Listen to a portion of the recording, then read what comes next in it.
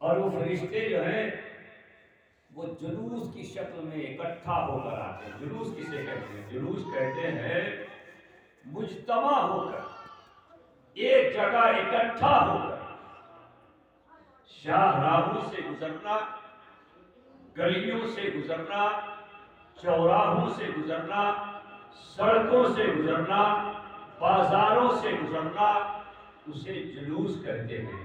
یعنی چند لوگ ملے اور ملنے کے بعد وہ سب اکٹھا ہو کر جس راستے سے گئے اسی کو جلوس کہتے ہیں. تو آقا کریم سرور کونین صلی اللہ تعالی علیہ وسلم جب دنیا میں تشریف لائے تو اللہ تبارک و تعالی نے میرے محبوب کی آمد پر سب سے پہلے فرشتوں کو بھیجا اور فرشتے آئے.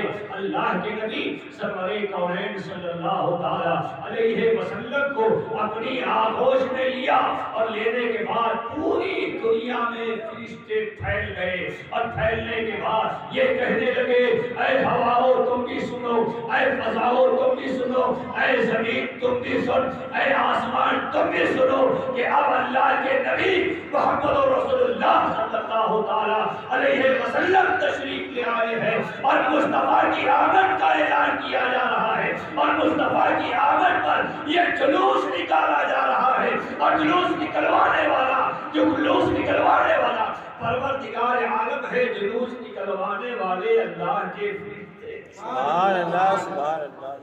تو جب اللہ کے نبی صلی اللہ تعالی علیہ وسلم دنیا میں تشریف لائے تو سب سے پہلے جلوس فرشتوں نے. ارے یہ تو عام سی بات ہے. آپ نے سنا ہوگا کہ سرور کونین صلی اللہ تعالی علیہ وسلم کی بارگاہ میں 70,000 فرشتے صبح کو آتے ہیں اور 70,000 فرشتے شام کو آتے ہیں. تو ایسا نہیں ہے کہ وہ فرشتے ایک آئے پھر دوسرے آئے پھر تیسرے آئے پھر چوتھے آئے، بلکہ 70,000 فرشتے فجر میں آتے ہیں، ہے نا. 70,000 فرشتے جب سحری کا وقت ختم ہو جاتا ہے نا تو 70,000 فرشتے آ جاتے ہیں. اور جب مغرب کی نماز کا وقت ہو جاتا ہے، سورج ڈوب جاتا ہے، رات ہونے لگتی ہے، تب جو ہے 70,000 فرشتے یکے بعد دیگرے نہیں آتے بلکہ مجتمع ہو کر آتے ہیں، اکٹھا ہو کر آتے ہیں اور مصطفیٰ جان رحمت کی بارگاہ میں صلاۃ و سلام کا نذرانہ پیش کرتے ہیں. تو فرشتے آئے نا تو فرشتے جلوس کی شکل میں آتے ہیں. اور یہ ایسا نہیں ہے کہ سرکار دو عالم صلی اللہ تعالی علیہ وسلم کی حیات ظاہری میں ہی فرشتے آتے ہوں اب نہ آتے ہوں. ہمارا تو عقیدہ یہ ہے، ہمارا ایمان یہ ہے کہ میرے نبی جیسے کل زندہ تھے ویسے آج بھی زندہ ہے. اور میرے نبی اللہ کے نبی صلی اللہ تعالی علیہ وسلم درود پاک پڑھیں.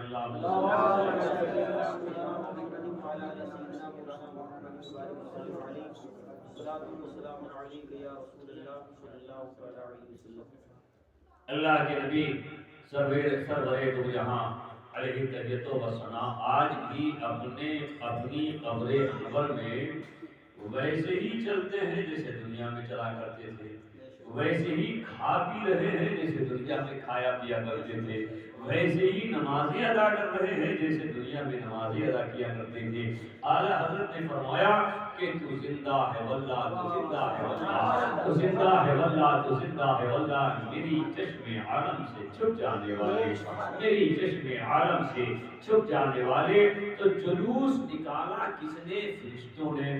جلوس نکلوایا کس نے؟ اللہ نے. ارے بھئی فرشتے ہیں، بغیر اللہ کے حکم کے کوئی عمل نہیں کر سکتے، کوئی عمل نہیں کر سکتے. تو فرشتے جو آئے اکٹھا ہو اور مجتمع ہو کر 70,000 کی تعداد میں. اور وہ بھی جانتے ہیں کہ برسہا برس سے وہ فرشتے اللہ کی بارگاہ میں دعا کرتے ہیں، مولا زندگی میں ایک بار مصطفیٰ کی بارگاہ میں حاضری کی سعادت مل جائے. سالوں سال سے فرشتے تمنا کرتے ہیں، فرشتے خواہش کرتے ہیں، اے اللہ میری جتنی بھی تو نے زندگی دی ہے پروردگار ایک بار اپنے محبوب کے دیار کی زیارت کرا دے. یہ فرشتے مجتمع ہو کر، یہ فرشتے جماعت بنا کر، یہ فرشتے جلوس نکال کر میرے مصطفیٰ کی بارگاہ میں حاضری دیتے ہیں. اور جو ہے اسلام میں پہلے رات ہے، بعد میں دن ہے. اسلام میں پہلے رات ہے، بعد میں دن ہے. تو اللہ تعالیٰ نے ہمارے آقا سرور کونین صلی اللہ تعالی علیہ وسلم کو تمام نبیوں کا نبی بنا کر بھیجا. اعلان نبوت 40 سال کے بعد کیا، لیکن جو سرکار تشریف لائے وہ نبی بن کر آئے. اے آقا تو اس وقت بھی نبی تھے کہ جب حضرت آدم علیہ نبینا علیہ الصلوۃ والتسلیم آب و گل کے درمیان تھے. حضرت آدم کا پتلا بھی تیار نہیں ہوا تھا، تب بھی ہمارے آقا سرور کونین صلی اللہ علیہ وسلم نبی تھے. اگرچہ میرے مصطفیٰ آئے بعد میں، اعلان نبوت آنے کے 40 سال کے بعد کیا، لیکن اللہ تعالیٰ نے ہمارے پیارے آقا سرور کونین صلی اللہ تعالی علیہ وسلم کو نبی پہلے بنایا، نبی پہلے بنایا، بھیجا بعد میں، اعلان نبوت اس کے بعد. اسی طریقے سے ایک ایسی عظیم ابقری شخصیت ہے جسے دنیا غوث اعظم ہے. میرے مصطفیٰ کے آنے کا انداز تمام نبیوں میں سب سے نرالا. میرے مصطفیٰ آئے تو نبی بن کر آئے، اور میرے غوث اعظم آئے تو ولی بن کر آئے.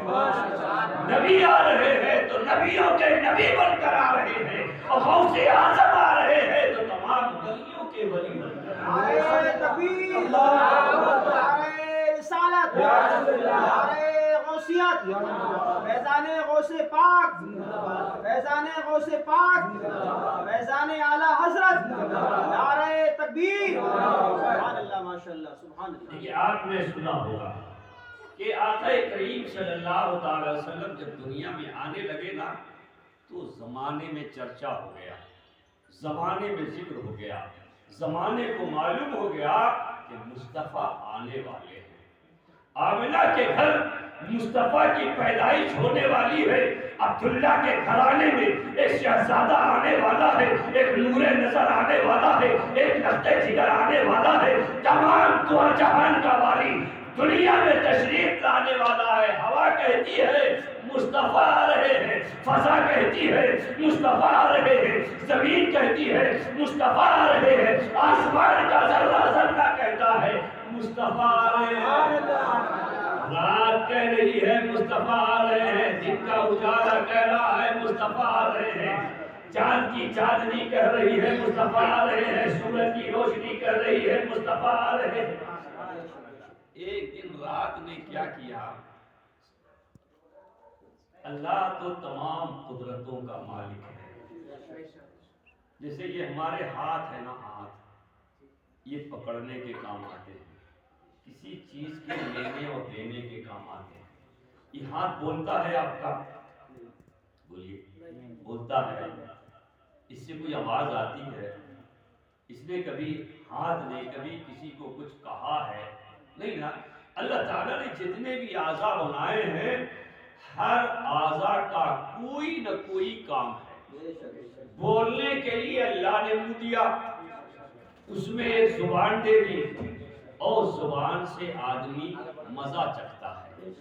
زبان ہلتی ہے، زبان ہلتی ہے، آواز منہ سے آتی ہے، آواز جو ہے وہ منہ سے آتی ہے. میرے بزرگوں اور دوستوں، تو ہاتھ بولتا نہیں، ہاتھ بولتا نہیں. آنکھیں ہیں اللہ نے دیکھنے کے لیے دی، مگر آنکھوں کے پاس زبان نہیں، آنکھ بول نہیں سکتی. کان اللہ تعالیٰ نے دیے ہیں، یہ سننے کے لیے دیے ہیں، لیکن کان بولتا نہیں ہے. نہ ہاتھ بولتا ہے، نہ کان بولتے ہیں، نہ زبان جو ہے وہ ہلتی ہے، بولتی نہیں. بولتا تو منہ ہے. ہے نا، دماغ نہیں بولتا بلکہ وہ سوچتا ہے، سوچنے کے بعد انسان کے دل پہ اثر کرتا ہے، دل سے پھر وہ جملے نکلتے ہیں، اسے بولی کہا جاتا ہے۔ تو جو ہے جب میدان قیامت ہوگا، میدان محشر قائم ہوگا، اور جب ہم لوگ ہمارے آقا سرور کونین صلی اللہ علیہ وسلم کے حضور میں حاضر ہوں گے، تو یہ ہمارے ہاتھ بولیں گے، ہماری آنکھیں بولیں گی، ہمارے کان بولیں گے، ہمارے پیر بولیں گے، ہمارے جسم کا حصہ حصہ بولے گا، یعنی ہمارے نیک عمل کی گواہی یہ ہمارے جسم کے اعضاء دیں گے۔ یہ اللہ، یہ تیرا نیک بندہ، یہ تیرا نیک بندہ، اے اللہ اگر اپنے ہاتھ کو بڑھاتا تھا تو غربا کی مدد کے لیے بڑھاتا تھا، یتیموں کی مدد کے لیے بڑھاتا تھا۔ اے اللہ جب یہ اپنے ہاتھ کو پھیلاتا تھا مولا تو صرف تیری بارگاہ میں پھیلاتا تھا۔ اللہ اکبر، اللہ اکبر۔ میرے پیارے بزرگوں اور دوستوں، آقا نعمت سرور عالم نور مجسم صلی اللہ علیہ وسلم دنیا میں تشریف لا رہے ہیں تو اللہ تعالیٰ نے رات کو قوت گویائی دی، رات بولنے لگی، رات کہنے لگی، اے اللہ مصطفیٰ آ رہے ہیں، نبی تشریف لا رہے ہیں، اے پروردگار عالم کیا مصطفیٰ کی آمد ہونے والی ہے؟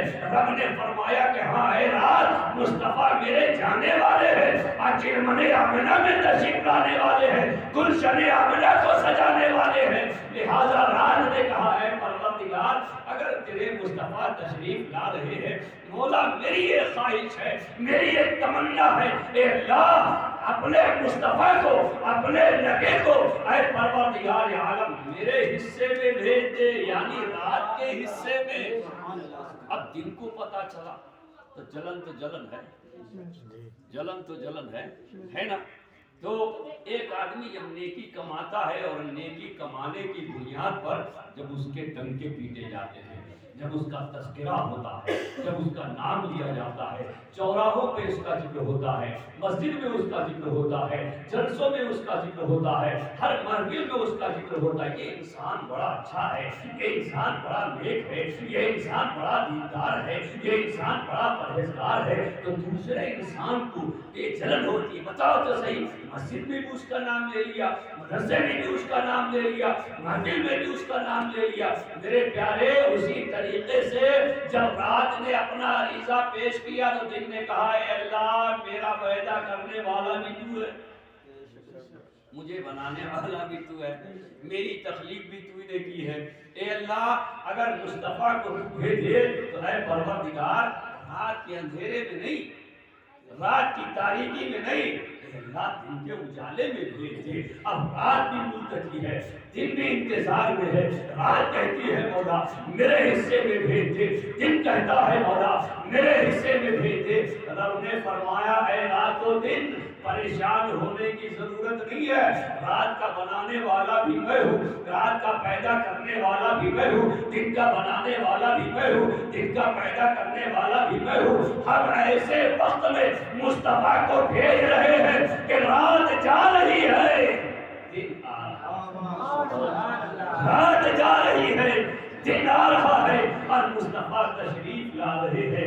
میرے پیارے اسی طریقے سے یہ نبیوں کے نبی کے آنے کی آمد کی اطلاع ہے، ان کے آنے کا انداز نرالا ہے۔ حضرت آدم بھی آئے لیکن اس انداز سے نہیں آئے، حضرت ہود آئے اس انداز سے نہیں آئے، حضرت یحییٰ آئے اس انداز سے نہیں آئے، حضرت زکریا آئے اس انداز سے نہیں آئے جس انداز سے میرے مصطفیٰ آئے۔ میرے پیارے اسی طریقے سے جس طرح میرے مصطفیٰ آئے، میرے مصطفیٰ کے آنے کا جواب نہیں، اور جس وقت میں آئے اس وقت کا جواب نہیں، اسی طریقے سے جب سرکار غوث اعظم دنیا میں تشریف لائے، جب سرکار تشریف لائے غوث اعظم، ان کے آنے کا انداز بھی نرالا، اس انداز سے کوئی ولی دنیا میں نہیں آیا جس انداز سے میرے غوث اعظم دنیا میں تشریف لائے ہیں.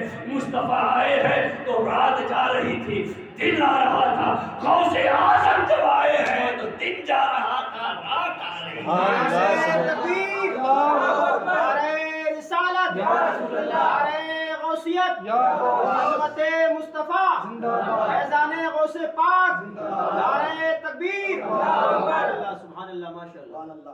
سرکار غوث اعظم رضی اللہ تعالی عنہ جب تشریف لائے، دن جا رہا تھا، رات آ رہی تھی، گویا کہ مغرب کا وقت تھا. مصطفیٰ جب تشریف لائے تو فجر کا وقت تھا. اللہ اللہ، دونوں کے آنے کا انداز نرالا. جو مصطفیٰ آ رہے ہیں وہ نبیوں میں سب سے اعلیٰ ہے، غوث اعظم آ رہے ہیں یہ ولیوں میں سب سے اعلیٰ ہے، ولیوں میں سب سے اعلیٰ. ان سے بڑا بعد انبیاء و صحابہ و تابعین اللہ تبارک و تعالیٰ نے میرے غوث اعظم سے اونچا، میرے غوث اعظم سے بالا، میرے غوث اعظم سے اعلیٰ کسی ولی کو اللہ نے پیدا نہیں کیا.